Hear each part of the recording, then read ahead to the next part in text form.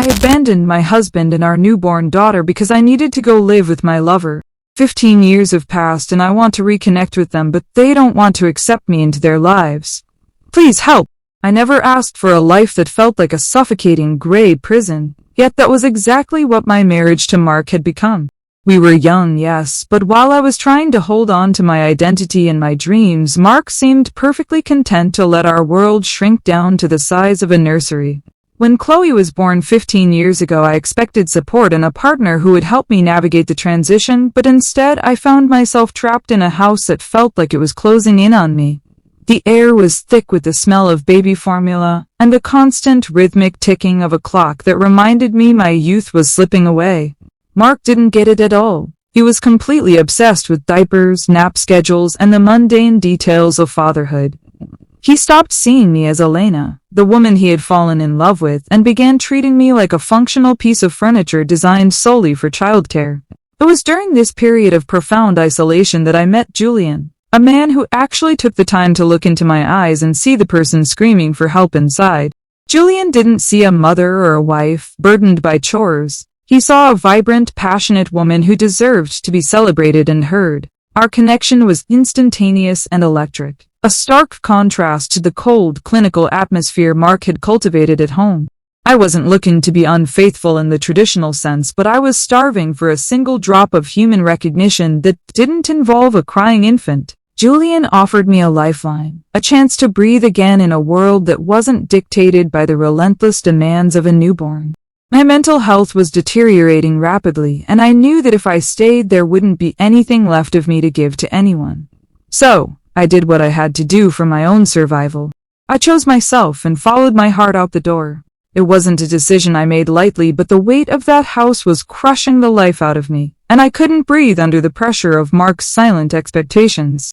I didn't just disappear like some monster. I left a thoughtful note explaining my need for space and a beautiful photo of myself so Chloe would always have a face to associate with the woman who gave her life. I assumed Mark would eventually understand that a happy, distant mother is better than a miserable, present one who had completely lost her spark. I walked away with nothing but my dignity and the promise of a life where I could finally grow and explore my own potential without being tethered to a changing table.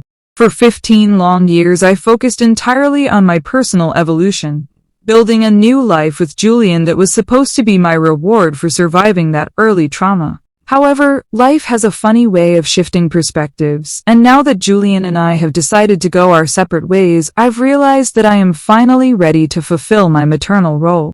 I've spent over a decade finding myself, and now that I'm a complete, healed version of Elena, I have so much more to offer my daughter. I reached out to Mark recently, sending him a very mature message where I expressed my willingness to forgive his past coldness and neglect. I told him that I was ready to let bygones be bygones so we could finally start over as a family and give Chloe the mother she deserves. I expected him to be relieved, or at least open to a conversation about how we could navigate this new chapter for our daughter's sake. Instead of a civilized response, he didn't even bother to reply. He simply blocked my number as if I were some telemarketer. I'm absolutely shaken and physically ill by how heartless and immature a grown man can be after all this time. I was so young and clearly overwhelmed back then, yet he chooses to hold on to a decade-old grudge instead of doing what is best for our child. How can he be so incredibly selfish as to deny a daughter the fundamental right to know her own biological mother? It's a level of cruelty I can't even begin to wrap my head around, especially since I'm the one reaching out with an olive branch. I've been sitting here in my living room for hours, stroking that old photo of Chloe I managed to print from a leaked Facebook post, and I just can't stop the tears. But their combined coldness feels like a coordinated attack on my heart, and I am the one being treated like a villain just for wanting to be whole again. Main story comments. Anonymous user 1 says, wait, let me get this straight. Abandoned a literal newborn for 15 years to run off with a lover, and now you're willing to forgive the husband who actually stayed and did the work? The audacity is truly breathtaking. Op's reply, resentment is a poison that only hurts the person carrying it, and I am simply trying to be the bigger person by choosing to let go of the past. It's sad that people focus on time instead of the emotional growth it took for me to reach this point of readiness. Anonymous user 2 says, why exactly did it take 15 years to realize you wanted to be a mom? Did Julian finally kick you out, or did the new life money run dry now that you're older?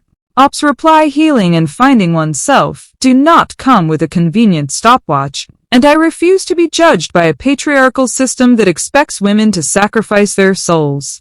I am the true victim of a situation that forced me to choose between my life and a role I wasn't ready for. Update 1. It's been 3 days since my last update and my heart is still racing from the sheer injustice of being digitally erased by the man who was supposed to be my partner. Since Mark has decided to act as a petty gatekeeper to my own flesh and blood, I realized I had to take matters into my own hands if I ever wanted to see justice served. I spent hours scouring social media until I finally found Chloe's Instagram through a distant cousin who clearly has more empathy than her father. Looking at her pictures was like looking into a mirror. She looks exactly like me, which is undeniable proof that our biological connection is far stronger than any time we spent apart. That resemblance is a gift I gave her, a permanent mark of her true heritage that Mark can never scrub away no matter how hard he tries. I decided to reach out to her directly, sending a long, beautiful, and deeply moving DM that explained the complexities of our history from a place of love. I made sure she understood that I never left her in the way Mark likely described, but rather, I had to find myself so that I could return as the best possible version of a mother. I told her very clearly that I was finally ready to let her back into my life, and that I was prepared to guide her through her teenage years with the wisdom I've gained. I poured my soul into those words, expecting a rush of emotion, or at least a curious question from a girl who has been missing a vital piece of her identity. I saw the seen notification almost immediately. And then I waited, my heart pounding in my chest for hours while she stayed silent. Finally, after what felt like an eternity of agonizing silence, she replied with a cold, 3-word message. Who is this? I felt like I had been physically slapped across the face, the air leaving my lungs in a sharp, painful gasp. I couldn't believe that she didn't instinctively know who I was, especially considering we shared the same eyes and the same spirited expression in our photos. I quickly sent her the photo I've been carrying for 15 years. The one I left in the nursery to prove that I would always be her mother. I wanted her to see the visual proof, to feel the click of recognition that should have been there from the start. Instead of a realization, she just blocked me instantly, cutting off the only bridge I had left to my daughter. I am honestly appalled and disgusted by the level of brainwashing Mark must have subjected her to over the last decade. It is clear that he has poisoned her mind against me to the point where she doesn't even recognize her own biological creator. This is parental alienation in its purest, most disgusting form, and it is a crime against nature to keep a child from her mother. He's turned her into a weapon to hurt me, ignoring the fact that she is the one who will ultimately suffer from not having my influence in her life. I am sitting here shaking with rage because I am being treated like a stranger by a girl who literally grew inside of me. Update 1 comments. Anonymous user 1 says, ready to let her back into your life. You realize you're the one who walked out on a baby, right? You don't let her back in. You beg for a seat at a table you abandoned 15 years ago. Ops reply, motherhood is a sacred spiritual bond that transcends mere details like physical presence or the passage of time. I am the one offering her the chance to have a mother, and her refusal is clearly a result of her father's toxic influence. Anonymous user 2 says it sounds like she genuinely has no idea who you are. Mark probably told her you died years ago, just so he wouldn't have to explain why a mother would choose a boyfriend over her own infant. Ops reply, if Mark actually lied and told her I was dead, then he's a monster who has robbed me of my right to be mourned and her of the truth. That kind of deception is far worse than anything I did by simply seeking my own happiness and mental stability. Update 2. It's been 2 weeks since my last update, and the silence from Mark and Chloe has been a constant, throbbing ache in my daily life. I thought that perhaps if they saw a tangible sign of my devotion and how much I've suffered in their absence, their cold hearts would finally begin to soften. I decided to spend a literal fortune on a high-end gift basket for Chloe, filled with the kind of luxury skincare and jewelry that a girl her age needs to feel special. I wanted to show her that her mother has taste, success, and a desire to provide her with the finer things that Mark probably neglects. I included the printed photo of myself again with a simple, powerful note, from the woman who gave you life. I didn't want to deal with the post office, so I drove to their old neighborhood myself, feeling a strange mix of nostalgia and righteous indignation as I saw the familiar streets. I left the package right on the front porch, ensuring it was visible so they couldn't claim they never received it. I spent the drive home imagining Chloe opening the jewelry box and finally feeling the connection that Mark has tried so hard to sever. I felt like I was finally doing something motherly, taking a proactive step to bridge the gap that others had created. I waited by my phone for 2 days, expecting a text, a call, or even a hesitant thank you for the hundreds of dollars I had just invested in her happiness. Instead, the package arrived back at my own door 48 hours later, completely unopened and taped shut with a brutal efficiency. There was a bright, yellow sticky note slapped on the front that said, "Return to sender addressee unknown." They didn't even have the decency to look at what I bought or read the note. I poured my heart into. They are literally pretending that I don't exist, as if I am some ghost or a figment of their collective imagination. I'm a living, breathing human being with feelings, and I am the woman who brought that child into this world. The irony of them using a phrase like addressee unknown when I'm standing right here is a level of passive aggressiveness that I simply cannot handle. It's a calculated insult designed to make me feel small and insignificant, which is exactly what Mark always wanted. I'm starting to think they're doing this just to see me break, enjoying the power they think they have over my emotional state. They're treating my attempt at reconciliation like junk mail, which is the ultimate slap in the face to a mother trying to do the right thing. I've spent the last few nights crying over that unopened box, wondering how people can be so devoid of basic human compassion. Update 2 comments. Anonymous user 1 says, "You think skincare and jewelry make up for 15 years of being a missing person? Love isn't a gift basket you drop on a porch like a delivery driver. It's staying to clean up the vomit when she's sick." Ops reply, "I have impeccable taste, and I was trying to speak Chloe's language, but Mark's language of love is clearly emotional stinginess and holding on to the past. Providing quality items is a way of showing I care about her future and her image." Anonymous user 2 says, "Addressee unknown is the most poetic way to tell you that you are a stranger in that house. Even the postman knows you don't belong there anymore." Ops reply, "It is easy for outsiders to be cruel when they don't understand the deep, agonizing need for closure that drives a mother to reach out. I am being victimized for my vulnerability and my desire to fix a broken family." Update 3. It's been a month since my last update, and I finally found the opportunity I had been waiting for to reclaim my place in the sun.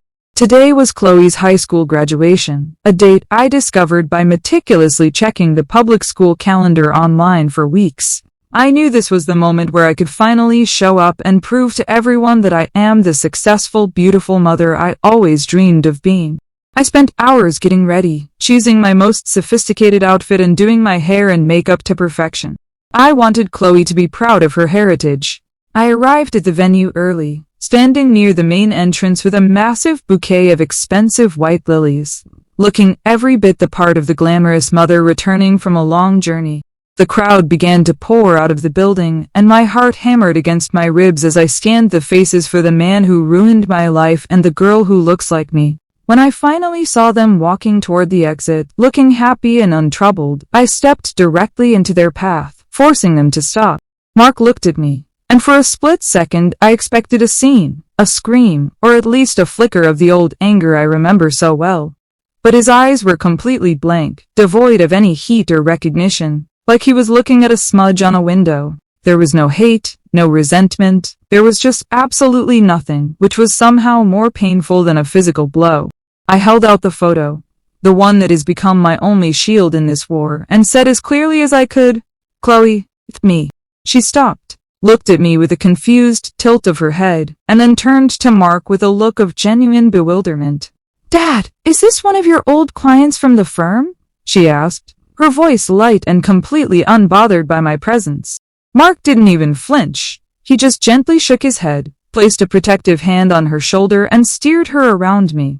"No, honey, just someone who's lost. Let's go," he said, his voice as calm as a summer morning as they walked right past me as if I were invisible.